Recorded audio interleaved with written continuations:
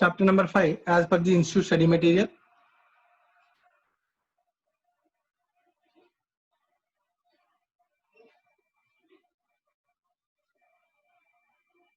Amalgamation of companies.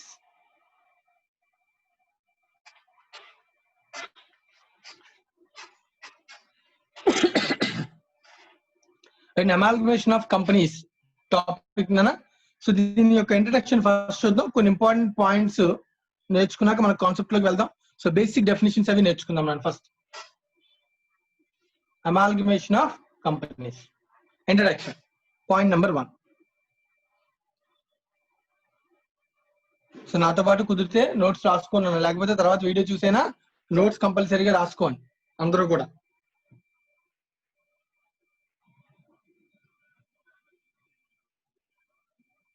The term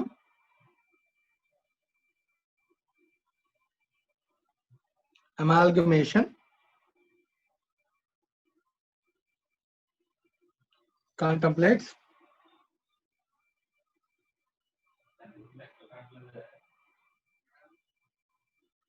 two kinds of activities. And the term amalgamation contemplates two kinds of activities. రెండు activities main గా amalgamation అంటామంట. So ఏంటంటే అవి two kinds of activities. First one,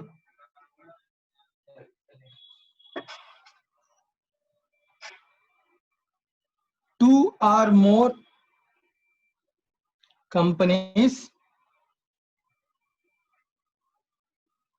join to form a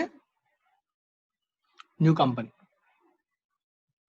The activity, two kinds of activity అన్నాడు కదా. So one activity, two or more companies join to form a new company. So observe చేయొచ్చు. So two or more companies ఉన్నాయన్నా రెండు కలిసిపోయినాయి, right? For example company A, let us take company B. So two or మోర్స్ ఎన్నైనా ఉండొచ్చు, two minimum, or join to form a new company.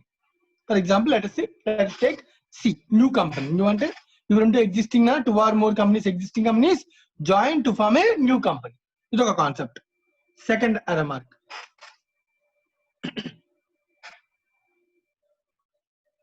absorption and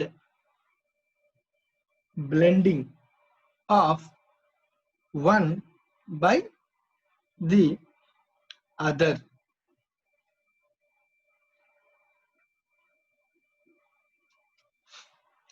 A అనే ఒక company ఉందన్నా, B అనే ఒక కంపెనీ ఉన్నా, both are existing companies, new company కాదు, రైట్ అన్న.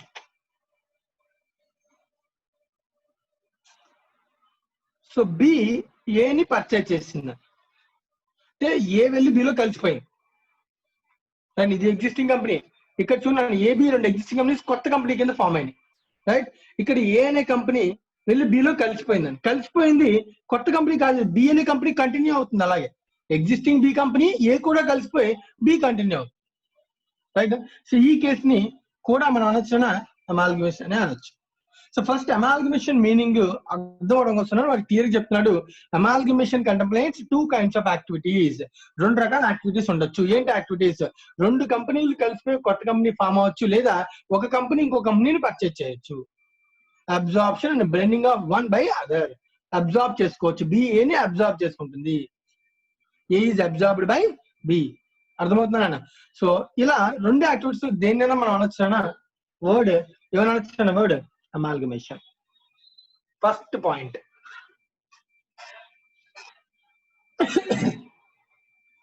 point number 2,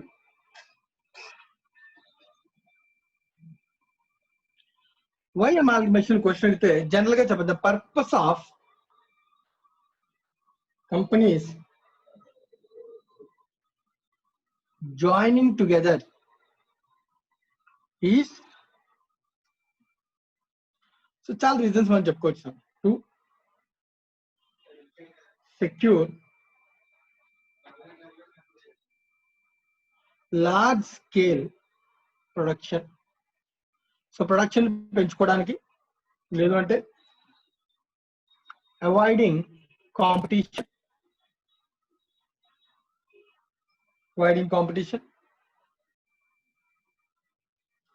increasing efficiency, expansion etcetera. So basic examples చాలా general గా మనం అర్థం చేసుకోవచ్చు. ఎందుకు రెండు కంపెనీలు కలిసి కొత్త కంపెనీ ఫామ్ అవుతున్నాయి? రెండు కంపెనీస్ ఉన్నాయి. సో రెండు కంపెనీస్ కలిసిపోతేనన్నా ఒకటే అడ్వర్టైజ్మెంట్ ఎక్స్పెండిచర్, 2 సార్లు అడ్వర్టైజ్మెంట్ ఎక్స్పెండిచర్ పెట్టాల్సిన అవసరం లేదు. ఇక్కడ ఉన్న వాళ్ళు కలిస్తే ఎఫిషియన్సీ పెరుగుతుంది. ఇద్దరు కలిసి తయారు చేసే ప్రోడక్ట్ ని అందరికీ సేల్ చేస్తానన్న ప్రొడక్షన్ కెపాసిటీ పెరుగుతుంది. సో మీనింగ్ అర్థమవుతుందా? సో రెండు కంపెనీలు కలిసిపోవడానికి బోల్డ్ రీజన్స్ ఉంటాయి. So some of the reasons వాడు మనకు కొన్ని రీజన్స్ చెప్తున్నాడు ఎందుకు రెండు కంపెనీలు కలవాలి, లేదా ఒక కంపెనీ ఇంకో కంపెనీ ఎందుకు కొనేయచ్చు. సో రీజన్స్ ఏంటి అంటే to secure large scale of production పెంచడానికి, కాంపిటీషన్ అవాయిడ్ చేయడానికి. ఇంకెవరు ఉండరు కదా, రెండే ఉన్నాయి. ఫర్ ఎగ్జాంపుల్ మార్కెట్ లో రెండు పెద్ద కంపెనీస్ అన్నా రెండింటికి కూడా కాంపిటీషన్ ఉంది. రెండు కలిసిపోయి అనుకున్నా ఒకటే కంపెనీ అయిపోతుంది, అప్పుడు కాంపిటీషన్ ఉంది. అర్థమవుతుంది? కాంపిటీషన్ తగ్గించుకోవడానికి ట్రై చేస్తాయి. So to avoiding competition, to increasing efficiency, expansion, etc. All these reasons, కొన్ని రీజన్స్ అనేవి. ఈ రీజన్స్ కోసం ఏం జరగచ్చంట, అమాల్గమేషన్ అనేది జరగచ్చు అని చెప్తున్నాను అనమాట.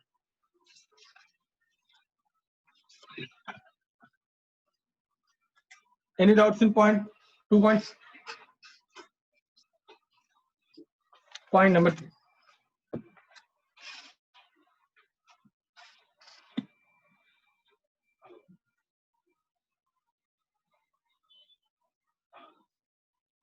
The company is going into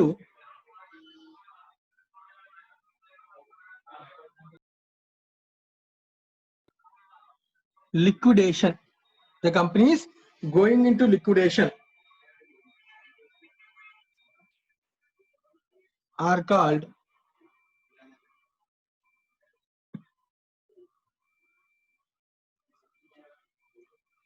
vendor company. Vendor అంటే సెల్లర్ నన్ను, ఆర్ ఇంకొక పేరు నన్ను ట్రాన్స్ఫరర్ కంపెనీస్.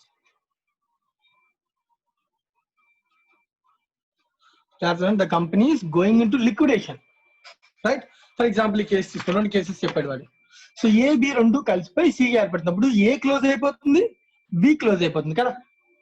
సో ఏవి క్లోజ్ అయిపోతుంది అంటే లిక్విడేట్ అయిపోతున్నాయి, క్యాన్సిల్ అయిపోతున్నాయి, కొత్త కంపెనీ సి ఫామ్ అవుతుంది.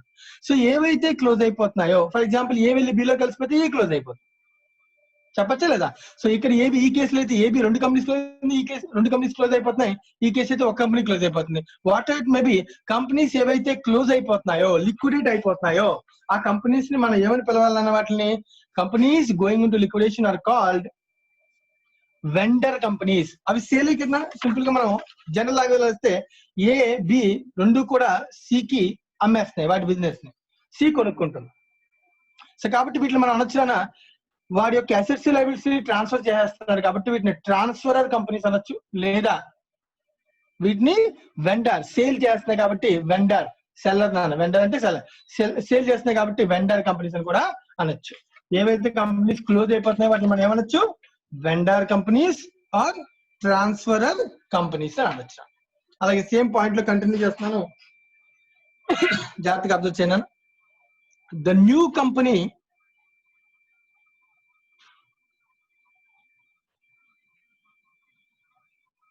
which is formed to take over the liquidating companies. The new company which is formed to take over the liquidated companies is known as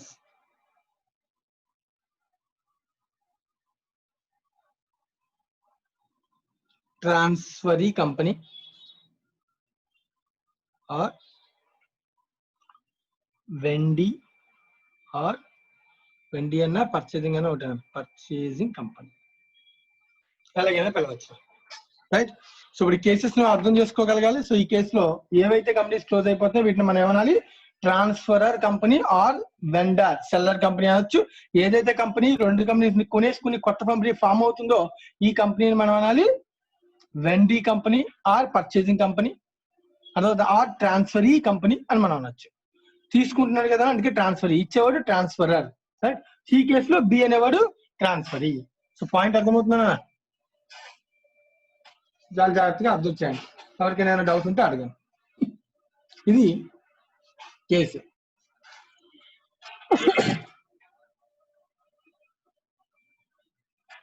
last ఇంకొక point, if a newly formed company taken over the business of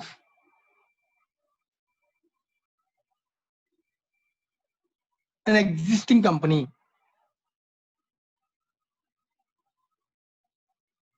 then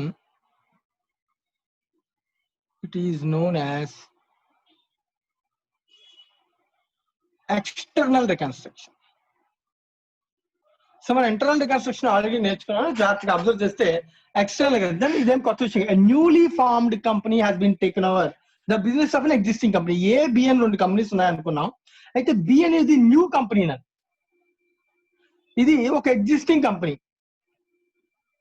జాగ్రత్తగా observe చేయాలి. A is an existing company, B is a new company.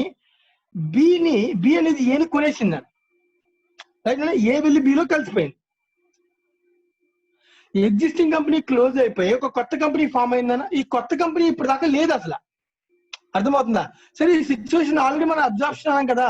Absorption కి external reconstruction కి ఒక basic difference అదేనన్న. ఏంటంటే the new company, it is a new company in case of a external reconstruction and the B is an existing company in case of an absorption. మన terminology అంతకుమించి ఏం లేదు. So అర్థం చేసుకోవాల్సింది, ఏదైనా ఒక కంపెనీని కొనేసినప్పుడు, సో ఏదైనా న్యూ కంపెనీ ఫామ్ అయ్యి ఒక కంపెనీని కొనేస్తుంది అనుకున్నానా, ఈ న్యూ కంపెనీ ఫామ్ అవుతున్నప్పుడు ఎగ్జిస్టింగ్ లో కంపెనీని కొనేస్తుంది అనుకున్నాను, ఈ కంపెనీ రీకన్స్ట్రక్ట్ అవుతున్నట్టు అర్థం. ఈ కంపెనీ పూర్తిగా రీకన్స్ట్రక్ట్ అయిపోయి నేమ్ కూడా చేంజ్ అయిపోతుంది. సో పూర్తిగా మారిపోతుంది కాబట్టి దీన్ని మనం అంటాం ఎక్స్టర్నల్. బయటికి వెళ్ళిపోయి మారిపోతుంది అన్న, వేరే కంపెనీ కింద మారిపోతుంది కాబట్టి దీన్ని ఎక్స్టర్నల్ అన్నాం. అదే ఈ కంపెనీ కానీ ఇంటర్నల్ గా మార్చుకుంటే దాన్ని మనం ఆల్రెడీ నేర్చుకున్నాం అంతకు ముందు చాప్టర్ లో. It is called internal reconstruction. Internal గా వాళ్ళే మార్చుకుంటే దాన్ని ఇంటర్నల్ రికన్స్ట్రక్షన్ అంటారు. అలా కాకుండా వీళ్ళు అమ్మేసి ఇంకో కంపెనీలో కలిసిపోయి కొత్త కంపెనీ ఫామ్ అయితే దాని ఇది మళ్ళీ ఎగ్జిస్టింగ్ అవ్వకూడదు, ఇది న్యూ కంపెనీ అయి ఉండాలి. న్యూ కంపెనీ ఫామ్ అయితే then it is known as external reconstruction. ఇది కూడా ఒక ఎగ్జిస్టింగ్ కంపెనీ అయి ఉండి ఇంకొక ఎగ్జిస్టింగ్ కంపెనీ కొనుక్కుంటే then it is called absorption.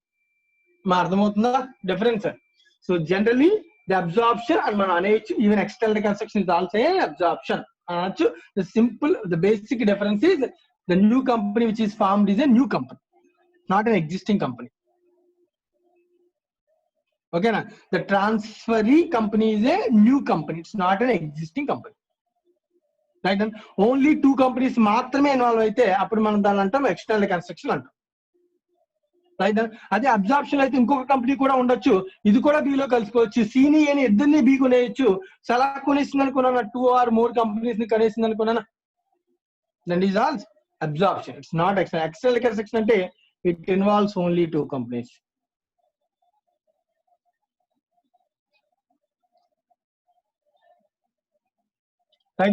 So మనం పెద్దగా ఎక్స్టర్నల్ రికన్స్ట్రక్షన్ డిఫరెన్షియేట్ చేయాల్సిన అవసరం లేదు. ఎందుకంటే న్యూ ఎగ్జిస్టింగ్ కంపెనీ అయితే ఉన్న అసెట్స్ కి అసెట్స్ యాడ్ అయ్యి రెండు ఎడిషన్స్ చేయాల్సి వస్తుంది. అదే న్యూ కంపెనీ అనుకున్నా 0+ some assets.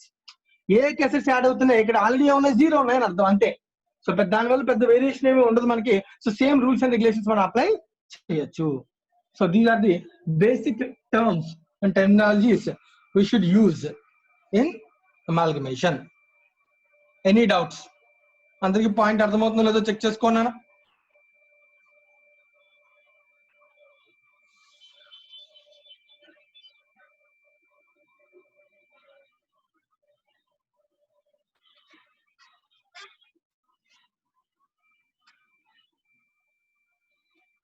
Last and final అన్న,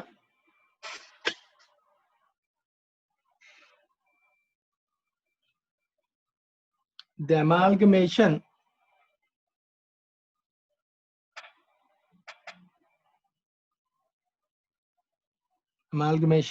is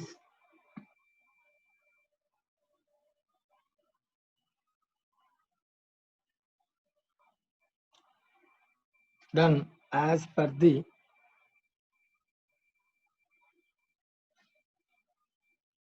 accounting standards as per the accounting standard number 14. Right. So మనం అమాల్గమేషన్ సంబంధించి అకౌంటింగ్ అని ఏదైనా చేయాలి అనుకుంటే that will be dwelt as per the accounting standard number 14.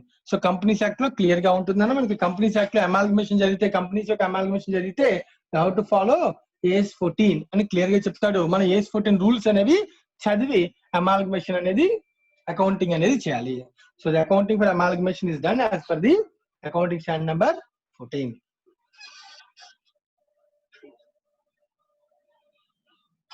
Right. Basic things ఏమైనా doubts ఉంటే అడగండి దీనిలో. నెక్స్ట్ కాన్సెప్ట్ లోకి వెళ్దాం.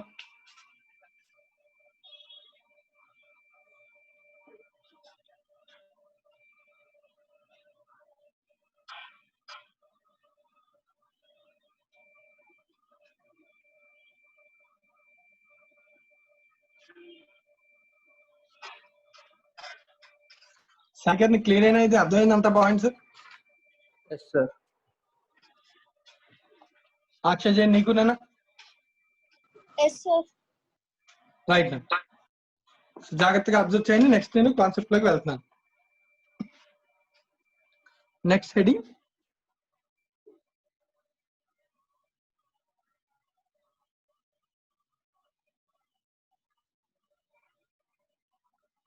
Types of amalgamation.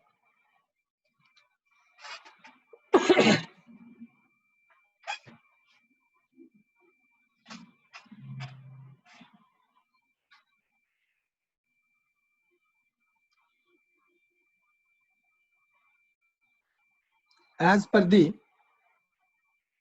accounting standard number 14, that is accounting for amalgamation.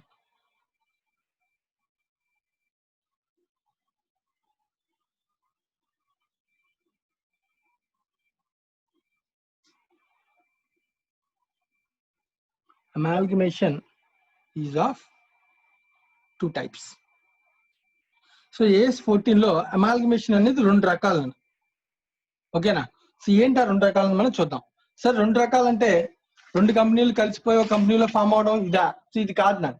నేను అకౌంటింగ్ చేసేటప్పుడు గురించి మాట్లాడుతుంది. జనరల్ గా అసలు అమాల్గమేషన్ మీనింగే ఇది టర్మ్ మీనింగ్ నేను. ఓకేనా? సో ఇప్పుడు దీని గురించి మనం మాట్లాడలే. సో టైప్స్ ఆఫ్ అమాల్గమేషన్ అంటే ఏఎస్ 14 ప్రకారం అమాల్గమేషన్ ఎన్ని రకాలు అనేది మనం మాట్లాడతాం. ఓకేనా? So two types. First one amalgamation in the nature of merger. Second one, amalgamation in the nature of purchase. So two types of amalgamation as per the account standard number 14. Accounting for amalgamation. Amalgamation in the nature of merger, amalgamation in the nature of purchase. So first మనం వీటి definitions meaning తెలుసుకుందాం. దాని తర్వాత వాటి మీద sums ఎలా చేయాలంటే చూద్దాం. సో మనకి దీనికి క్లియర్ మీనింగ్ అండ్ డెఫినేషన్ అనేది అకౌంట్ స్టాండర్డ్ నెంబర్ 14 లో చెప్పాడు. సో డెఫినేషన్ మనం చూద్దాం. Heading amalgamation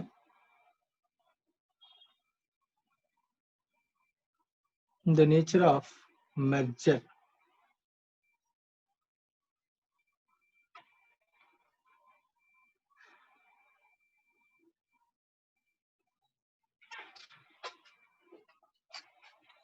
An amalgamation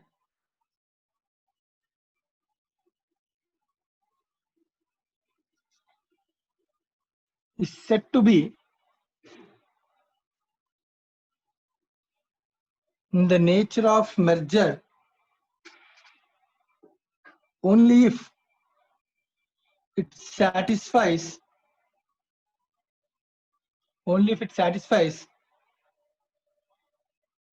all the following conditions. నన్ను చాలా జాగ్రత్తగా అబ్జర్వ్ చేయాలి. all the following conditions. అన్ని నాన్న ఒకటి కాదు. ఇప్పుడు నీ కింద నేను ఏవైతే చెప్తానో ఇవి అరౌండ్ 5 పాయింట్స్ ఉంటే ఆ 5 పాయింట్స్ కూడా సాటిస్ఫై అయితే అప్పుడు మనం దాని అనాలన్నా amalgamation in the nature of merger అనాలి అన్నాడు. All the following conditions. ఓకేనా? All, remember this point, important. ఏ ఒక్కటి సాటిస్ఫై అవ్వకపోయినా అది amalgamation in the nature of merger లోకి రాదు. వాడు చెప్పే ప్రతి కండిషన్ సాటిస్ఫై అవ్వాలి. ఏంటది? First one, all the assets and liabilities of the transferor company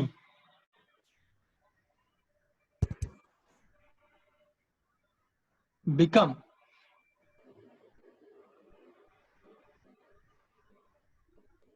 మరి స్టాండర్డ్ లో చెప్పిన పాయింట్స్ అనే ఎగ్జాక్ట్ గా రాస్తాను. వర్డ్ మీనింగ్ అర్థం కావాలి సెంటెన్స్ అన్ని కూడా. All the assets and liabilities of the transfer company become after amalgamation the assets and liabilities of the transferee company. మనం ఆల్రెడీ కొన్ని మీనింగ్స్ తెలుసుకున్నాం కదా స్టార్టింగ్ లో, ఆ డెఫినేషన్స్ మరి చెప్పొచ్చు. ట్రాన్స్ఫర్ కంపెనీ అంటే సెల్లర్ దాని, ఎవరైతే మనకి బిజినెస్ ఒకరు అమ్మేస్తున్నారో లేదా ట్రాన్స్ఫర్ చేస్తున్నారో అసెట్స్ అండ్ లయబిలిటీస్, వాడిని మనం అంటున్నాం ట్రాన్స్ఫరర్ కంపెనీ అంటే అమాల్గమేషన్ లో. Assets and liabilities of the transferor company after amalgamation should become the assets and liabilities of the transferee company. వాడి అసెట్స్ లయబిలిటీస్ వీడి అసెట్స్ లయబిలిటీస్ అయిపోవాలి. వాడి అసెట్స్ లయబిలిటీస్ వెళ్ళి వీడి అసెట్స్ యొక్క లయబిలిటీస్ తో కలిసిపోవాలి అని చెప్తున్నాను. 1, 2 కాదు, అన్ని. ఫర్ ఎగ్జాంపుల్ ట్రాన్స్ఫర్ కంపెనీ వాడికి కావాల్సిన ఒక అసెట్ ఉంచేసుకుంది. ఒక ప్లాంట్ అండ్ మిషనరీ ఉందన్నా అది అమ్మను లేదా ఇవ్వను అంటుంది. అలా ఇవ్వను అని అనకూడదు, ఎందుకంటే క్లియర్ చెప్తాను ఏమని, ఆల్, అన్ని అసెట్స్ అన్ని లయబిలిటీస్ కూడా ట్రాన్స్ఫర్ కంపెనీ నుంచి తీసుకుంటేనే అదేంటిది amalgamation in the nature of merger అవుతుంది. సరే ఒకవేళ తీసుకెళ్ళకపోతే మెర్జర్ కాదు, మరి ఏమవుతుంది తర్వాత డిస్కస్ చేద్దాం. ఆల్రెడీ మనకు ఆల్టర్నేట్ ఎక్కడ క్లియర్ గా ఉంది, ఏంటది amalgamation in the nature of purchase లోకి వెళ్ళిపోతున్నది ఎలాగా. సో దాని తర్వాత డిస్కస్ చేద్దాం. వారు చెప్తున్న పాయింట్ క్లియర్ గా అర్థం చేసుకోండి. First second argument,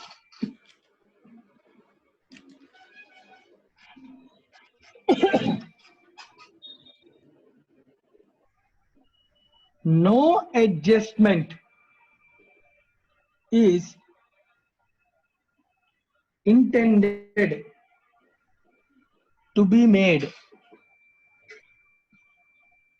to the book values of the assets and liabilities of the transferor company when they are incorporated in the financial statements of the transferee company, except to ensure uniformity in accounting policies.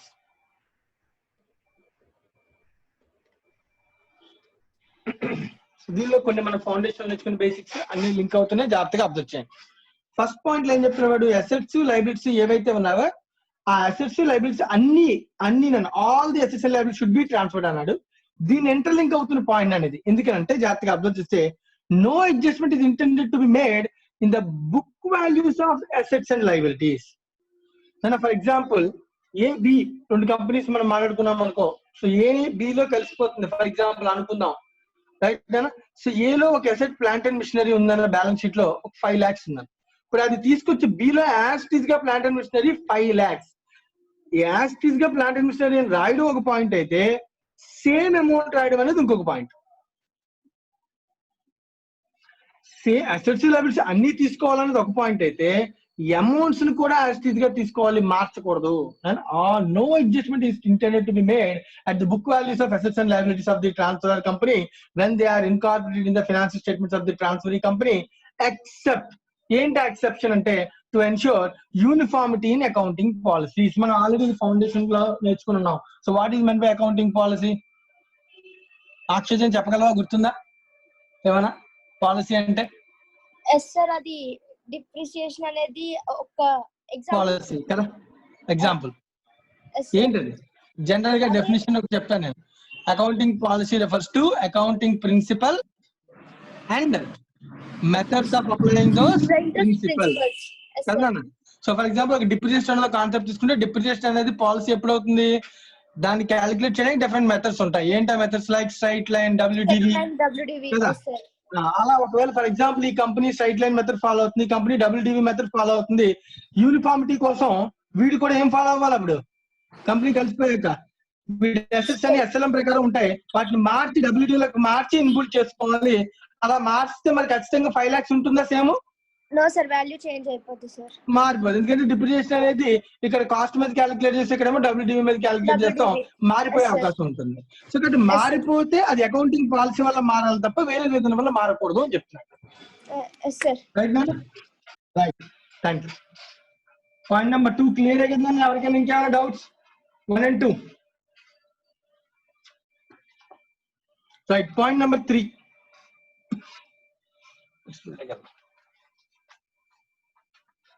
మరి 2 conditions ఇప్పటికి నేర్చుకున్నాం మనం. Already పైన ఏం చెప్పాడు? All the conditions should be satisfied అన్నాడు. దానిలో 2 conditions complete అయినాయి. సో ఇప్పుడు నేను వెళ్తున్నాను 3rd condition.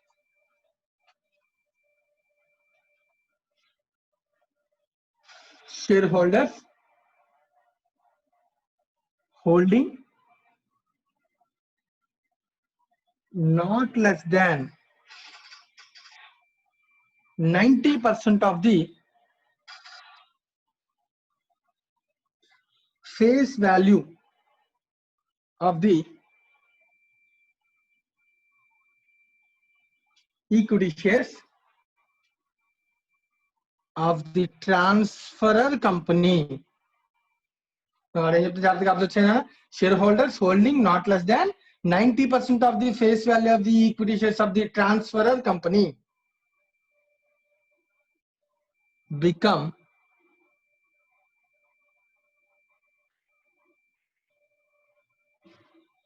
equity shareholders of the transferee company by virtue of amalgamation.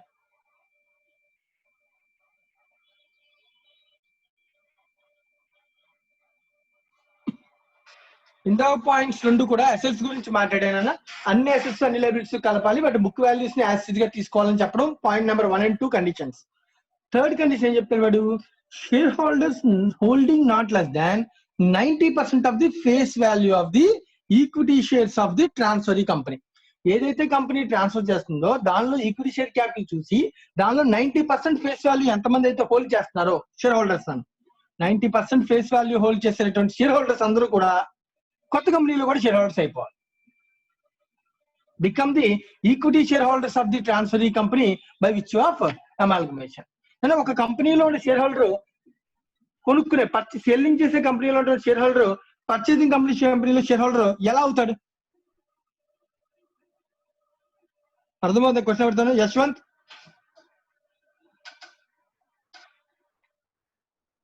Yashwant,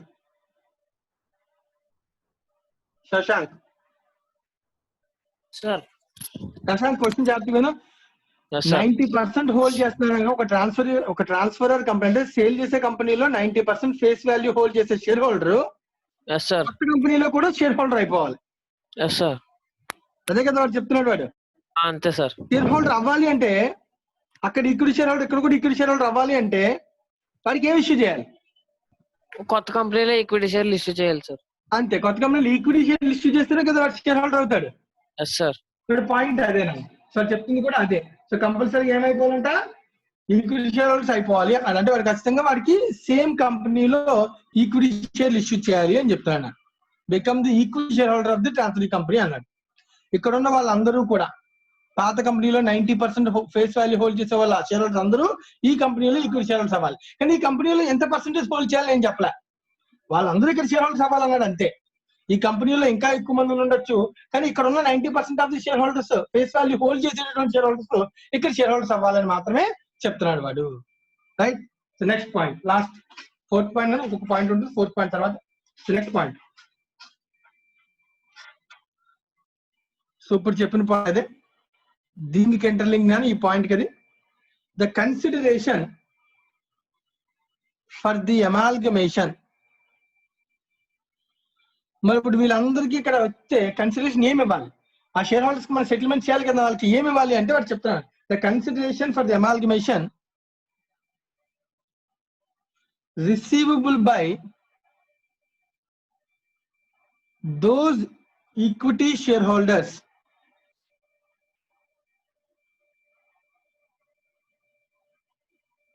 of the transferor company.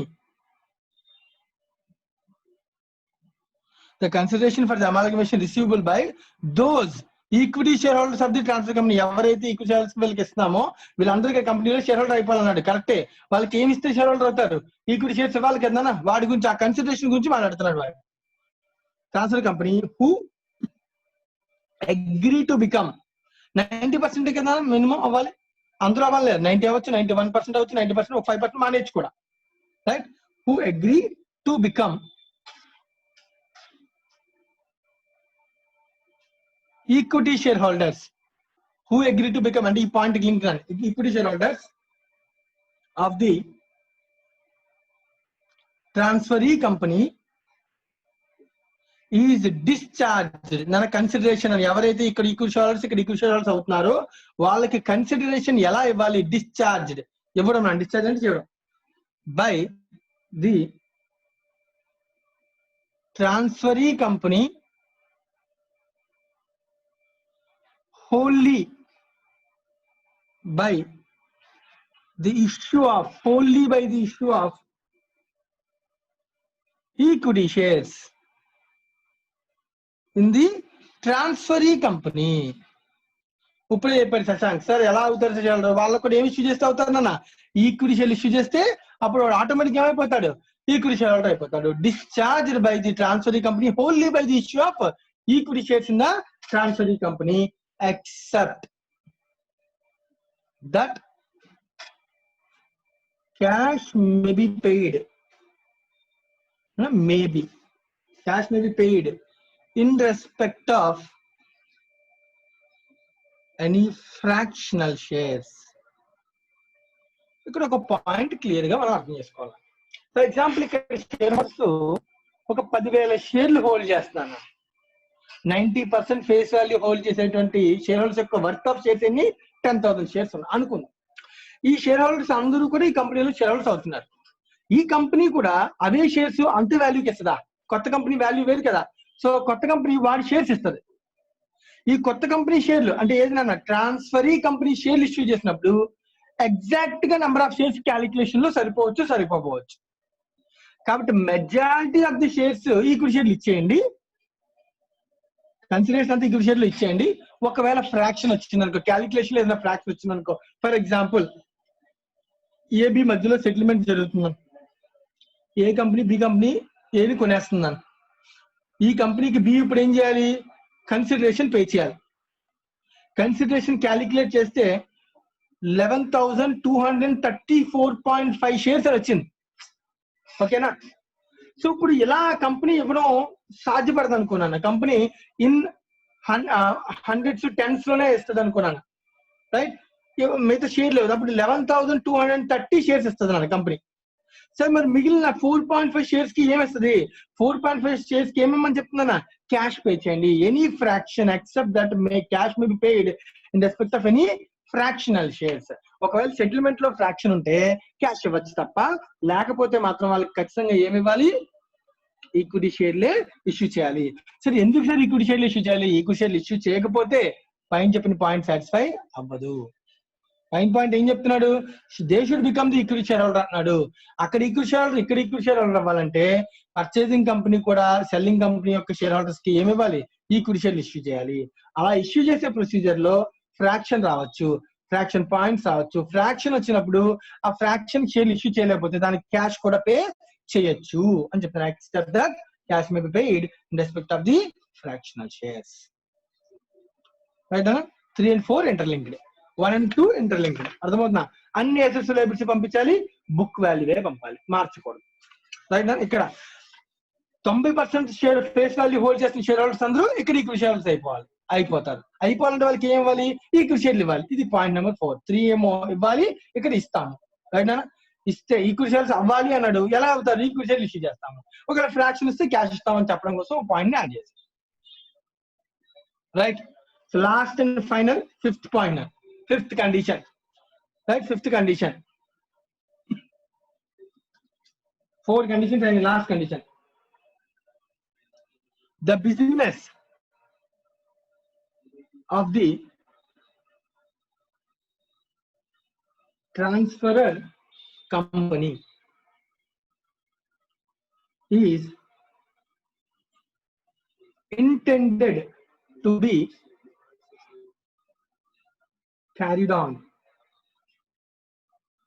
intended to be carried on after the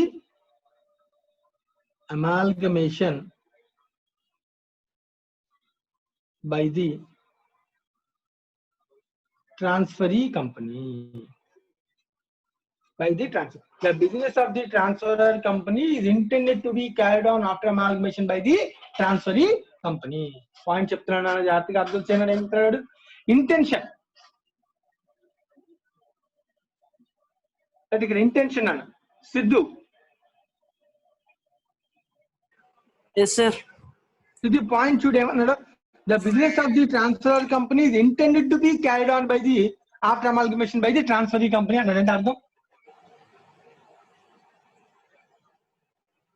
అంటే transferee company amalgamation అయిపోయిన తర్వాత carry on చేసే intention ఉండాలి.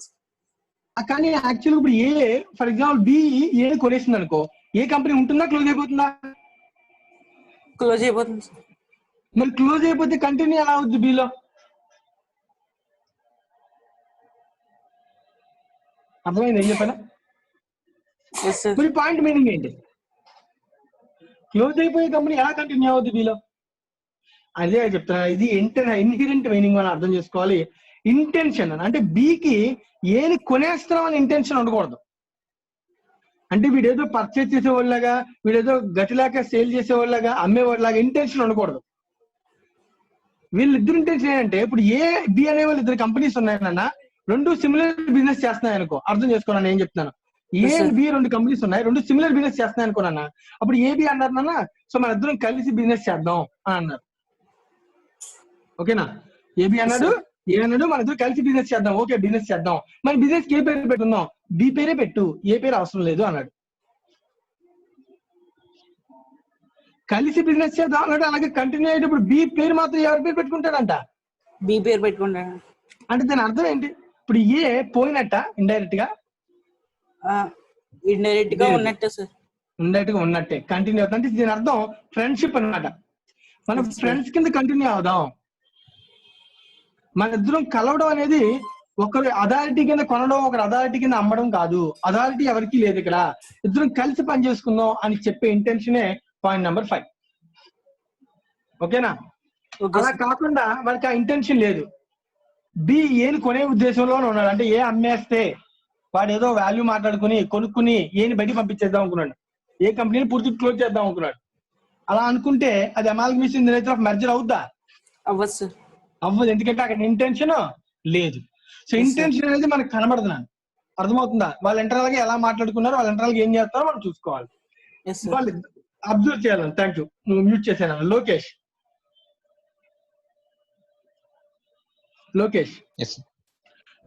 చూడు, మరి ఇంటెన్షన్ అనేది కనబడదు కదా, వాడు కంటిన్యూ చేయాలని ఇంటెన్షన్ కనబడదు కదా. మరి కనబడకపోతే ఇంటెన్షన్ మనం ఎలా ఈ పాయింట్స్ లో ఇన్బుల్డ్ చేసాం? కలిసి పని చేద్దాం అని ఇంటెన్షన్ ఉండాలి అని చెప్తున్నారు కదా ఈ పాయింట్. లాస్ట్ పాయింట్ నీకు అర్థమైందా మీనింగ్ ఏం చెప్పాను? Yes sir.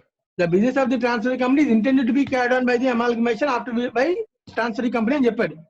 మరి వాళ్ళిద్దరూ కలిసి పనిచేద్దాం, ఏబీ కలిసి పనిచేద్దాం అని వాళ్ళు అనుకున్నప్పుడు వాళ్ళిద్దరి ఇంటెన్షన్ ని, కలిసి పనిచేయాలి ఇంటెన్షన్ మనకి ఎక్కడ కనబట్టలేదు కదా, కనబడుతుంది అంటే మెన్షన్ క్వశ్చన్ లో ఇక్కడ కనబడుతుంది మెన్షన్ చెప్పు. చేయాలి కదా. క్వశ్చన్ లో ఏమి మెన్షన్ చేయడు, ఇక్కడే కనబడుతుంది. జాగ్రత్తగా అబ్జర్వ్ చేయి. 1, 2, 3, 4 పాయింట్స్ లో కనబడేది అదే. ఫర్ ఎగ్జాంపుల్ 1 అంటే పాయింట్ ఏం చెప్తున్నాడు చెప్పు. థర్డ్ పాయింట్ సార్, 1 పాయింట్ లో ఏం చెప్తున్నాడు first?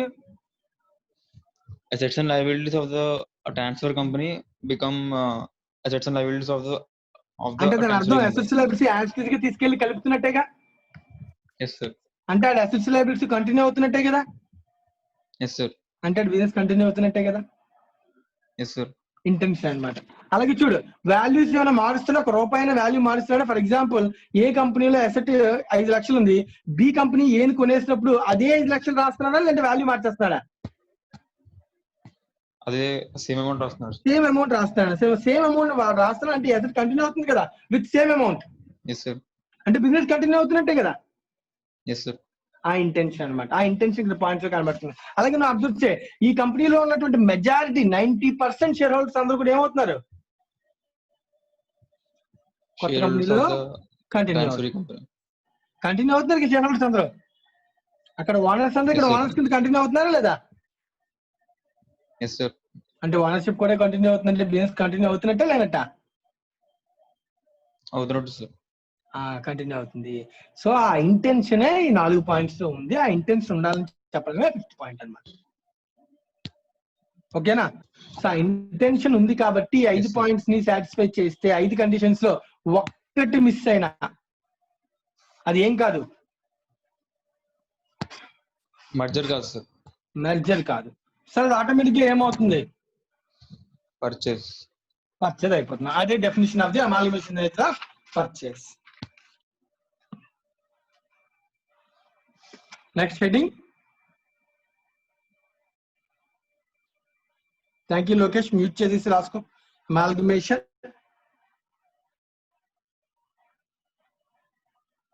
In the nature of purchase. Amalgamation in the nature of purchase కి అకౌంటింగ్ స్టాండర్డ్ లో చెప్పిన డెఫినేషన్ అన్న ఇదేనా? ఏం చెప్తున్నాడు వాడు? If any one or more of the conditions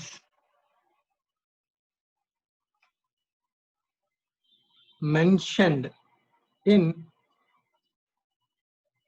amalgamation in the nature of merger, if any one or more of the conditions mentioned in the amalgamation in the nature of merger are not satisfied,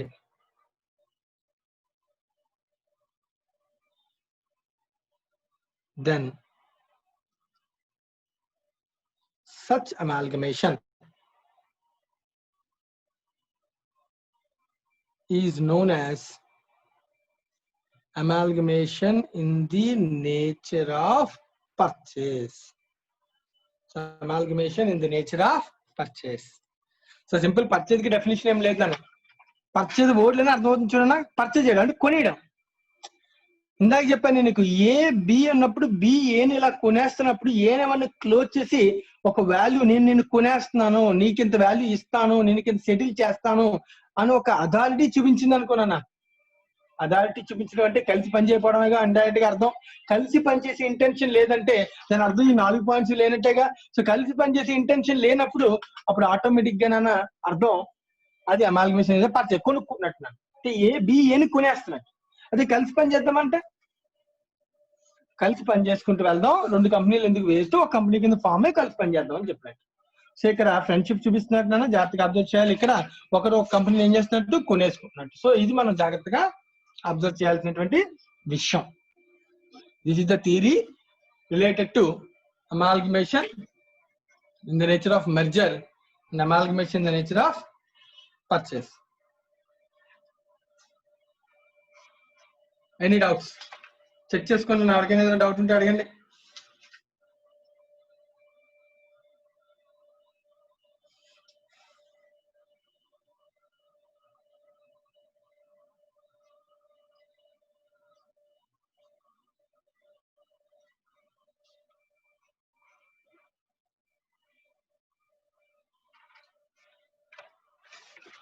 ఎవరికైనా ఏమైనా doubts ఉంటే అడగచ్చు. Theory ఇప్పుడు దాకా చెప్పిన థియరీలో మా అక్షయ అంతా clear గానే అర్థమైందా నాన్న? Yes sir. ఓకే.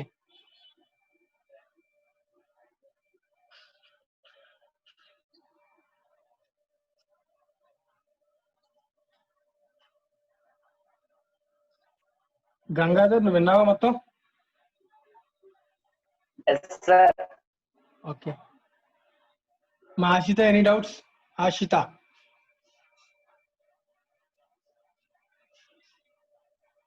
అర్థమైంది సార్. ఓకే నాన్న. Right, next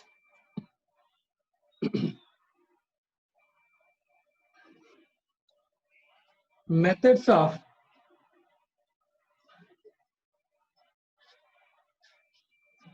accounting for amalgamation.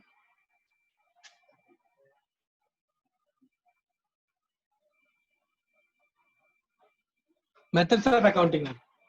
So వీటికి జస్ట్ పేర్లనా? మనం ఆల్రెడీ ఇందాక నేర్చుకున్నాం. అమాల్గమేషన్ అనేది 2 categories, 2 types as per the accounting standard number 14. ఒకటి in the nature of merger,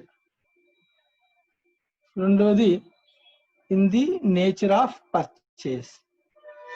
మా అకౌంటింగ్ చేసేటప్పుడు ఇదే చూడాలన్న. 2 కంపెనీలు ఒక కంపెనీ కింద ఫామ్ అయిపోతుందా, ఒక కంపెనీకి ఒక కంపెనీ కొనేస్తుందా అనేది మ్యాటర్ కాదు. ఏ సిచ్యువేషన్ లోనైనా మెర్జర్ అయి ఉండొచ్చు. రైట్, ఫర్ ఎగ్జాంపుల్ ఏబి 2 కంపెనీలు ఉన్నాయి, సి కింద ఫామ్ అయిన ఏబి కలిసిపోతున్నాయి ఇలాగా. సో కలిసిపోయేటప్పుడు ఈ అసెట్స్ లయబిలిటీస్ మొత్తం అన్ని ఇక్కడికి వచ్చాయి, ఈ అసెట్స్ లయబిలిటీస్ కూడా ఇక్కడికి వచ్చాయి. బుక్ వాల్యూస్ మారలే. ఇక్కడ ఉన్న 90% షేర్ హోల్డర్స్, ఇక్కడ ఉన్న 90% ఫేస్ వాల్యూ హోల్డ్ చేసి షేర్ హోల్డర్స్ ఇక్కడ షేర్ హోల్డర్స్ అయిపోయారు. అలాంటప్పుడు ఈ కేసు కూడా ఏమవుద్ది? Amalgamation nature of merger. Intention 5 conditions satisfy అయితే amalgamation of nature of merger. అది 2 కంపెనీలు కలిసి ఒక కంపెనీ అయినా, లేదా ఒక కంపెనీ ఇంకో కంపెనీని పర్చేస్ చేసినా, so what ever be the case, right, అది అబ్జార్ప్షన్ బ్లెండింగ్ అయినా, లేదా combining of 2 or more companies into 1 company అయినా, సో ఏ కేసు అయినా సరే అది ఏంటి అంటే, అది ఏ టైప్ ఆఫ్ అమాల్గమేషన్ అంటే దాని యొక్క నేచర్ చెప్పాలి అంటే 5 కండిషన్స్ వెరిఫై చేయాలి. ఆ 5 కండిషన్స్ కూడా అన్ని సాటిస్ఫై అయితే అమాల్గమేషన్ నేచర్ ఆఫ్ మెర్జర్. ఏదైనా ఒకటి లేదా అంతకన్నా ఎక్కువ కండిషన్ సాటిస్ఫై అవ్వకపోతే then the nature of purchase. So amalgamation the nature of merger అయితే ఆ అకౌంటింగ్ కి పేరు నన్న మెథడ్ పేరు పూలింగ్ ఆఫ్ ఇంట్రెస్ట్ మెథడ్ అంటాం. ఆ అకౌంటింగ్ నేమ్ అన్నది పూలింగ్ ఆఫ్ ఇంట్రెస్ట్ మెథడ్ అంటాం. సో అదే ఒకవేళ ఇదైతే పర్చేజ్ అయితే కనుక దాన్ని పర్చేజ్ మెథడ్ అని అంటాం. సో మెథడ్ పేరేంటి? Pooling of interest method. ఇక్కడ ఏంటిది? Purchase method. So accounting name నన్ను, అకౌంటింగ్ చేయడానికి ఉండే పేరు, టెర్మినాలజీ నన్ను, అంతకుమించి ఏం లేదు దీనిలో. Amalgamation the nature of merger case అయితే దానికి అకౌంటింగ్ రాసే మెథడాలజీకి ఎంట్రీ అకౌంటింగ్ మెథడ్ పేరు పూలింగ్ ఆఫ్ ఇంట్రెస్ట్ మెథడ్. అదే ఒకవేళ in the nature of purchase అయితే మెథడ్ పేరు పర్చేజ్ మెథడ్.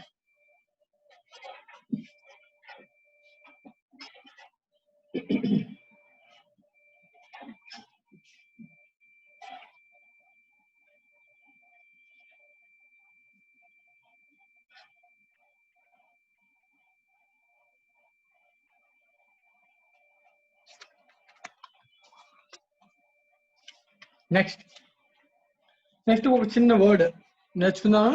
ఆ డెఫినేషన్ కూడా నేర్చుకున్న తర్వాత మనం రియల్ అకౌంటింగ్ ఎంట్రీస్ లోకి వెళ్ళొచ్చు. So last and final, what is the meaning of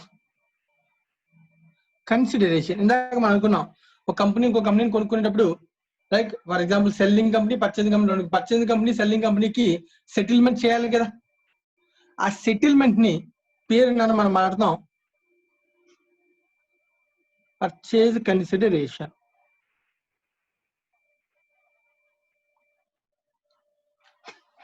so దీనికి ఒక డెఫినేషన్ ఇచ్చాను అన్నవాడు స్టాండర్డ్ లో.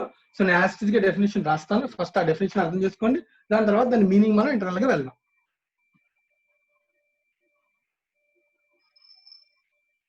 As per AS 14,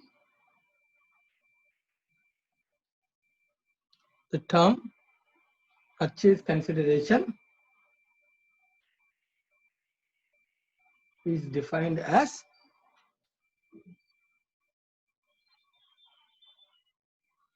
the aggregate of shares and other securities issued and the payments made in the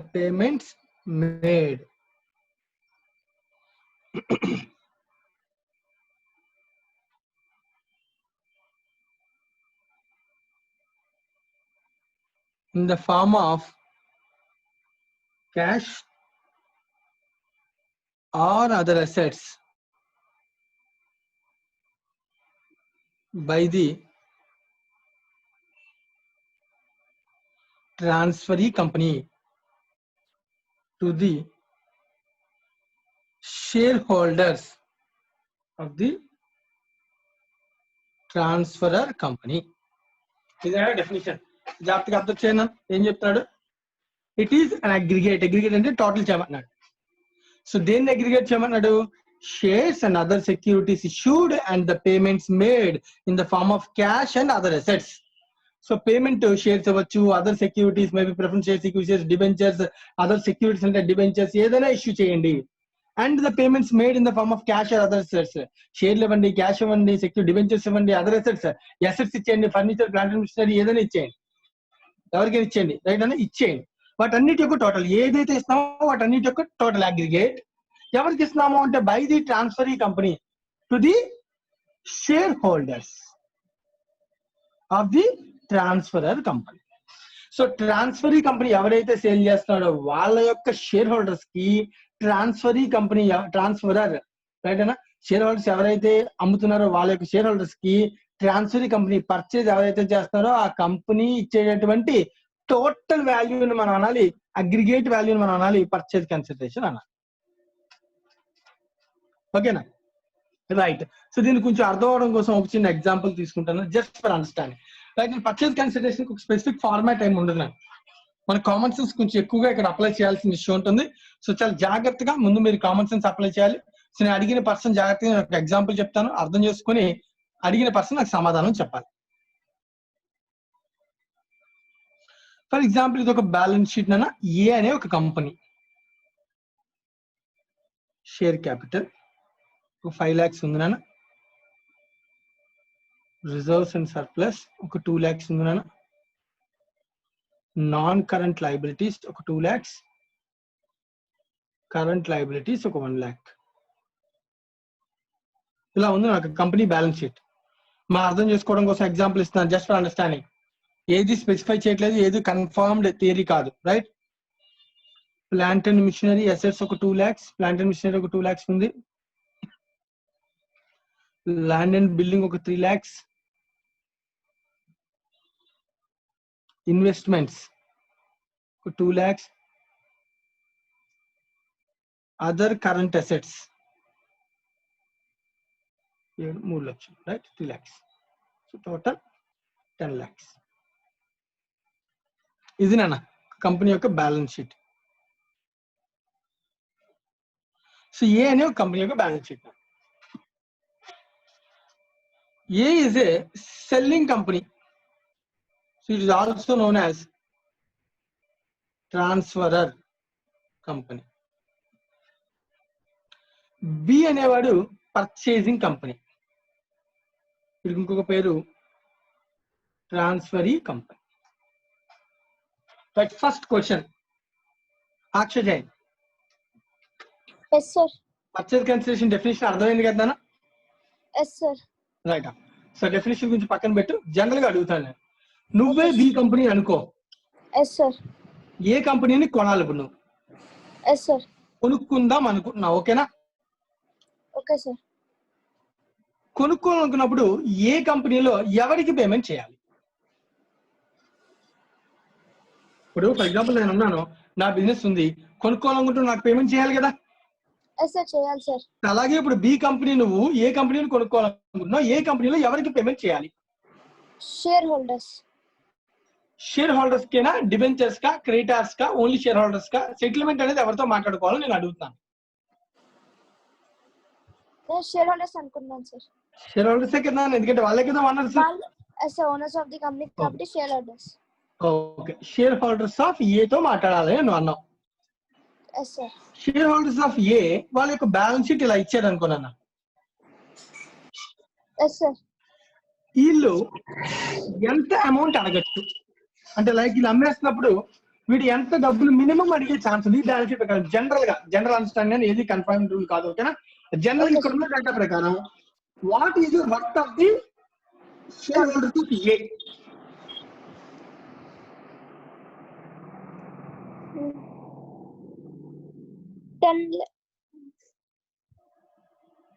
మా question అర్థమైందా? ఒకసారి మళ్ళీ అడగండి సార్. ఏం లే, what is the worth of the share holders of A అని కంపెనీ ఏ అని అడుగుతాను. ఎఫ్ఎం అయిపోయింది కదా, ఎఫ్ఎం జరుగుతుంది కదా? జరుగుతుంది సార్. ఎఫ్ఎం లాంటిదే కొంచెం. చెప్పు. ఎఫ్ఎం రిలేషనే కొంత జనరల్ గా అడుగుతాను అంతే. Yes sir. జనరల్ గా A share holders of A అంటే ఎంత పే చేయాలి ఇప్పుడు నేను ఈ బ్యాలెన్స్ షీట్ ప్రకారం? What is the worth of the share holders? 5 lakhs. Akshaya Jain మళ్ళీ question, what is the worth of the share holders? Share holder 5 lakhs. Share holders worth అంటే ఒక షేర్ క్యాపిటల్ ఒకటేనా? కాదు సార్. ఇంకా వాళ్ళకి ఏముంటది కంపెనీలో? డివిడెండ్ కూడా ఉంటుంది సార్. డివిడెండ్ అది ఇచ్చేసింది, డివిడెండ్ ఇవ్వకుండా కంపెనీ దగ్గర ఉంటే దాని పేరేంటి? Reserves and sir profit. ఇవన్నీ ఎప్పటికైనా ఎవరి? షేర్ హోల్డర్స్ లో సార్. ఇవ్వకపోయినా అలాగే కదా కంపెనీలో కదా. సార్. సో దీన్నే మనం ఏమంటాం? Net worth. నెట్వర్క్ అంటావా? నొక్కండి. కాన్సన్ట్రేట్ చేయి. Yes sir. ఏమంటుందని నెట్వర్క్ అంటావా? Yes sir. నెట్వర్క్ ఎలా వచ్చింది? నెట్వర్క్ అంటే ఏంటి? Share capital plus reserves and surplus కదా. రైట్. ఇంకొకలా కూడా మాట్లాడొచ్చు ఇదే నెట్వర్క్ ని. ఒక్క నిమిషం అండి. ఇదే నెట్వర్క్ ని ఇంకోలా ఎలా చెప్పొచ్చు బ్యాలెన్స్ షీట్ లో?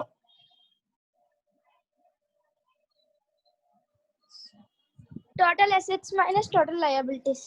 Not total liabilities, outside liabilities. Okay sir. What is meant by outside liabilities? Other than capital and reserves. Yes sir. Right అన్న, ఇలా ఎలాగైనా మనం మాట్లాడొచ్చు కదా అన్న. Yes sir. దీన్ని నెట్వర్క్ అంటాం. ఈ నెట్వర్క్ ఏది ప్రెసెంట్ ఎంత ఉంది?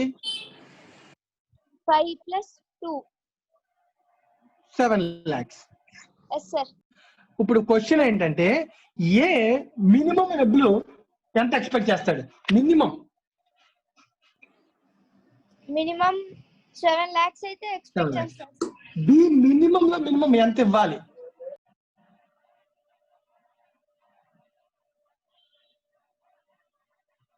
క్వశ్చన్ అర్థమైందా? పోయింది. సార్ అర్థమైంది సార్. ఈ బి ఎంత ఇవ్వాలి మరి? మినిమం అయితే 7 lakhs అయితే ఇవ్వాలి సార్. కాదు, ఇక్కడ క్వశ్చన్ ఇదే. ఇక్కడే మనం జాగ్రత్త పడాలి. ఏ ఎక్స్పెక్ట్ చేయడంలో తప్పలేదు 7 lakhs, బట్ బి కూడా అదే ఎక్స్పెక్టేషన్ ఉండాలని రూల్ ఏమైనా ఉందా? No sir. బి ఒక కంపెనీకి పేమెంట్ చేసేటప్పుడు ఏం అడుగుతుంది, మీరు ఎంత ఎక్స్పెక్ట్ చేస్తారంటే వాడు మినిమం లో మినిమం 7 చెప్పొచ్చు. ఏ అనుకుంటాడు, నా కంపెనీ వర్త్ చాలా ఎక్కువ, బ్యాలెన్స్ షీట్ లో ఉన్న అసెట్స్ కనబడిన ఒక అసెట్ ఉంది, goodwill. Goodwill. Yes sir. కదా జనరల్ గా. సో ఇక్కడ ఉన్నటువంటి assets 10 lakhs minus outside liabilities 3 lakhs తీసేస్తే నా వర్త్ 7. అది కాకుండా నా కంపెనీ ఇప్పటిదాకా కష్టపడి ఎస్టాబ్లిష్ చేసేందుకు ఒక 3 lakhs, నాకు 10 lakhs ఇమ్మని అడగకూడదయ్యే? అడగచ్చు సార్. అడగచ్చు. అలాగే బి ఉన్నాడు అనుకోనా, బి కూడా ఏమంటాడు, నీ వర్త్ 7 lakhs నువ్వు చూపిస్తున్నావు, కానీ నిజంగా మాట్లాడితే నువ్వు చూపించే ప్రతి అసెట్ కి అంత వర్త్ లేదు మార్కెట్ లో. Yes sir. Land and machinery 2 lakhs చూపిస్తాం, బట్ యాక్చువల్ గా నీ ప్లాంట్ అండ్ మిషనరీ బయటకి వెళ్ళి అమ్మితే 1 lakh వస్తుంది. ల్యాండ్ అండ్ బిల్డింగ్ 3 lakhs చూపిస్తావు, కానీ యాక్చువల్ గా అది 50,000 వస్తుంది. ఇలా వాడు ఊహించుకోకూడదా? బి వాడు ఆలోచించకూడదా? వాడి పాయింట్ మీద వాడు ఆలోచించచ్చు కదా నాన్న. Yes sir.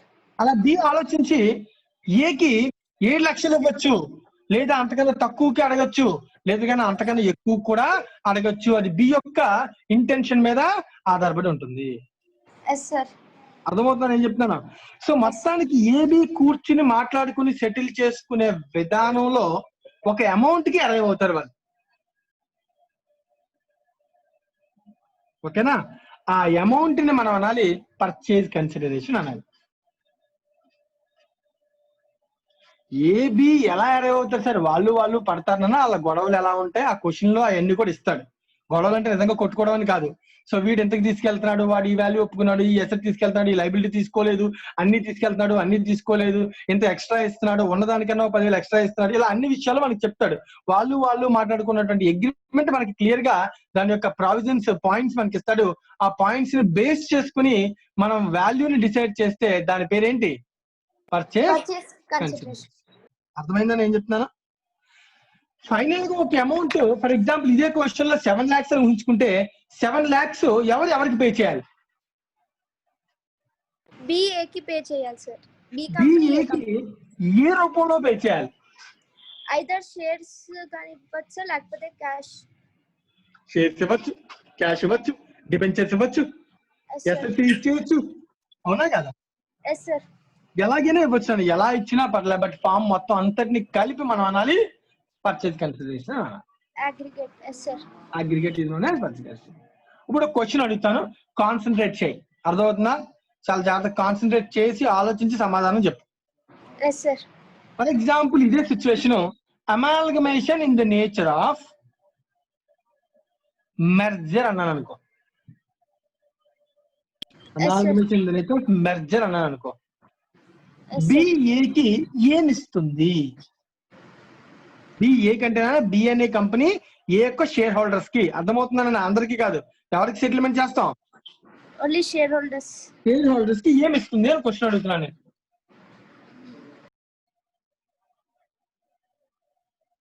Amalgamation in the nature of merger అయితే బి కంపెనీ యొక్క షేర్స్ ఇవ్వచ్చు సార్. బి కంపెనీ యొక్క equity shares. Equity shares. Yes sir. ఎందుకని ఇస్తుంది ఈక్విటీ షేర్స్? అది 90% ఫేస్ వాల్యూ కంపల్సరీ రూల్ ఉంది, వాళ్ళ షేర్ హోల్డర్స్ అందరూ ఇక్కడ షేర్ హోల్డర్స్ అవ్వాలి కాబట్టి. మరి ఈ డెఫినిషన్ వాడు చెప్పిన పాయింట్ ఆఫ్ వ్యూ లో అర్థం చేసుకోవాల్సింది, ఈ డెఫినిషన్ 2 యాంగిల్స్ అర్థం చేసుకోవాలి. ఇక్కడ షేర్స్ అన్నాడు, అదర్ పేమెంట్స్ కూడా చెప్తున్నాడు. ఈ అదర్ పేమెంట్స్ షేర్స్ అనేది ఏ కేసులో అవుతుంది? అది ఫేస్ వాల్యూ 90% కింద ఉంటే ఆ పాయింట్ ఆఫ్ వ్యూ లో వస్తుంది sir. Face value 90% share holders, ఇక్కడ అందరూ షేర్ హోల్డర్స్ అవ్వాలి అంటే షేర్ హోల్డర్స్ కి ఈక్విటీ షేర్లు ఇచ్చేది ఏ concept? Amalgamation in the nature of merger అయితే. ఒకవేళ amalgamation in the nature of purchase అనుకో, ఎస్ సార్. అప్పుడు పేమెంట్ ఖచ్చితంగా షేర్లు ఇవ్వాలని ఎక్కడైనా ఉందా? No sir. ఇవ్వకుండా ఉండొచ్చు కదా, ఎందుకంటే ఏ ఒక్క కండిషన్ సాటిస్ఫై అవ్వకపోయినా వెంటనే అది ఏంటి? పర్చేస్ అయిపోతుంది సార్. నేచర్ పర్చేజ్ అయిపోతుంది. సో కాబట్టి సో ఈ కేసు వాడు చెప్పిన point of view from purchase also. ఓకేనా?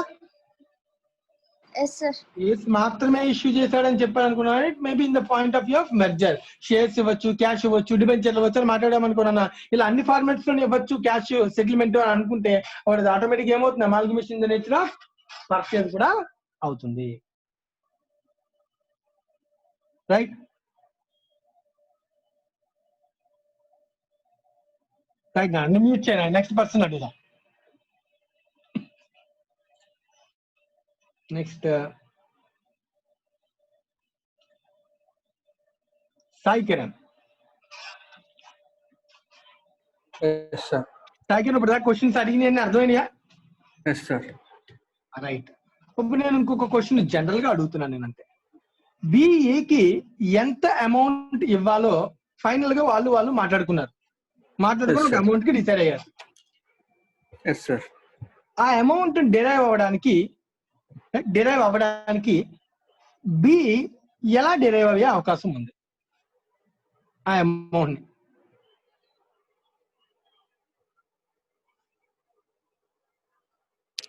అంటే వాడికి వచ్చే బెనిఫిట్స్, మళ్ళీ వాడు పే చేయాల్సిన లయబిలిటీస్. అదే అంటే ఇదే కదా అర్థం. అంటే దాని అర్థం అసెట్స్ మైనస్ లయబిలిటీసే కదా. సో దీన్ని మనం ఏమంటాం? నెట్వర్త్ అంటాం కదా. అంటే నెట్వర్త్ ఆఫ్ ది ఏని బేస్ చేసుకుని క్యాలిక్యులేట్ చేస్తాడు, అంతే కదా జనరల్ గా. రైట్. నెట్వర్త్ ని తీసుకుని క్యాలిక్యులేట్ చేసేవాడు 2 యాంగిల్స్ లో చూస్తాను అన్నమాట. ఒకటి యాస్టీస్ గా బ్యాలెన్స్ షీట్ లో ఉన్నటువంటి బుక్ వాల్యూస్ ని కన్సిడర్ చేసి, నన్ను అర్థమవుతాను ఏం చెప్తున్నాను? బుక్స్ లో ఉన్న వాల్యూస్ ని కన్సిడర్ చేసి అది కాకుండా సమ్ ఎక్స్ట్రా అమౌంట్ ఇవ్వచ్చా ఇవ్వకూడదా? ఇవ్వచ్చు. దీన్ని ఏమంటాం? Good will. సో ఇలా మొత్తానికి ఒక బుక్స్ లో ఉన్న వాల్యూ కాకుండా ఎక్స్ట్రా అమౌంట్ మాట్లాడచ్చు. దీన్ని మనం అంటాం పర్చేజ్ కన్సిడరేషన్ అనొచ్చు. రైట్ నాన్న? ఎందుకు గుడ్ విల్ ఎక్స్ట్రాగా ఇస్తున్నాం? అంటే కస్టమర్స్ కానీ సో మనకి కంటికి కనబడినవి రెండో విషయం, ఒక అసెట్స్ కి మార్కెట్ లో వాల్యూ కూడా ఎక్కువ ఉండొచ్చు. ఇప్పుడు ఇవన్నీ నేను తీసుకోవట్లేదు, డైరెక్ట్ ఏం తీసుకుంటున్నాను? బుక్ వాల్యూ, బుక్స్ లోని వాల్యూ తీసుకుంటున్నాను. కాబట్టి వీటికి మార్కెట్ లో ఇంకొంచెం ఎక్కువ వాల్యూ ఉండొచ్చు, కంపెనీ కూడా మార్కెట్ లో పలుకుబడి ఉంది కాబట్టి నేను ఎక్స్ట్రాగా ఇంకొంత ఇస్తాను అని చెప్పేస్తున్నాను. సో ఇలా రెండు కలిపి నేను ఒక ఫైనల్ అమౌంట్ సెటిల్ చేస్తాను అనమాట. ఓకేనా? అలాగే బి ఇంకొకలా కూడా ఆలోచించవచ్చు. ఎలా ఆలోచించవచ్చు? ఇది డైరెక్ట్ గా ఎందుకు ఇలా విడిగా ఒక అమౌంట్ క్యాలిక్యులేట్ చేసే బదులు డైరెక్ట్ గా ఒక్కొక్క అసెట్ ఐడెంటిఫై చేసుకోకూడదా? మార్కెట్ వాల్యూ, దాన్ని మనం అంటాం market value. For example plant and machinery market value ఎంత, ల్యాండ్ అండ్ బిల్డింగ్ మార్కెట్ ఎంత, దీని మార్కెట్ వాల్యూ, అన్ని మార్కెట్ వాల్యూస్ తీసుకుంటాం. లైబిలిస్టిక్ వాల్యూ దాని నుంచి మైనస్ చేస్తాం. అప్పుడు ఆటోమేటిక్ గా నాకు ఏమొస్తుంది? Purchase consideration, purchase consideration net worth in the form of market value వస్తుంది. మార్కెట్ లో వాల్యూ వచ్చినప్పుడు ఇంకా గుడ్ విల్ నేను చేయాల్సిన అవసరం ఇంకా ఉండదు. అర్థమవుతున్నాను? సో ఏదో ఒక మెథడ్, బి అనేది ఒక మెథడాలజీ ఆలోచించుకుని మొత్తానికి పీసీని డెరైవ్ అవుతాడు using the formula of using the method of network. ఓకేనా? Right. So PC is generally calculated generally based on the network concept. ఓకేనా? Right. So this is the theory, general theory relating to purchase consideration. So అందరూ కూడా కొంచెం జాగ్రత్తగా మళ్ళొకసారి, ఇవాళ class ఇంక ఇక్కడతో నేను థియరీ పార్ట్ అయిపోయిందాను. రేపు మనం ప్రాబ్లమాటిక్ రేపు క్లాస్ లో వెళ్దాం. సో ఒక్కసారి జాగ్రత్తగా చేయాల్సిన పని ఏంటంటే చెప్పిన థియరీ అంతా జాగ్రత్తగా చదువుకోండి, ఇంటర్లింక్ చేసుకోవడానికి ట్రై చేయండి, క్వశ్చనింగ్ మైండ్ ఎక్కువ ఉండాలి. మళ్ళీ చెప్తాను, ఈ చాప్టర్ చేసినంతసేపు డౌట్లు ఎన్ని వస్తే అంత మంచిది, ఆలోచించడానికి ట్రై చేయండి. సరే ఇక్కడ ఎందుకు ఈ వాల్యూ తీసుకున్నాడు, బుక్ వాల్యూ తీసుకున్నాడు, మార్కెట్ వాల్యూ ఎందుకు క్యాలిక్యులేట్ చేయలేదు, ఒకవేళ చేయకపోతే దాని బదులు ఏం ఎక్స్ట్రా ఇస్తున్నాడు, ఇలా అన్ని యాంగిల్స్ తో. ఇప్పుడు ఈ డెఫినేషన్ ఇలా చెప్తున్నాడు, మర్జర్ మెథడ్ లో ఏమిస్తాడు, పర్చేజ్ మెథడ్ లో ఏమిస్తాడు, అన్ని తీసుకెళ్ళకపోతే ఏంటి, ఇలా మనం కొంచెం క్రిటికల్ థింకింగ్ తో వెళ్ళాలన్న చాప్టర్, అప్పుడే నీకు ఈ చాప్టర్ బాగా వస్తుంది. మళ్ళీ స్పెసిఫిక్ గా చెప్తున్నాను, జాగ్రత్తగా మళ్ళీ ఒకసారి థియరీ అంతా ప్రిపేర్ అవ్వండి. నెక్స్ట్ క్లాస్ లో మనం ప్రాబ్లమాటిక్ చూద్దాం. రైట్, సెషన్ ఎండ్ చేస్తున్నాను. Thank you very much.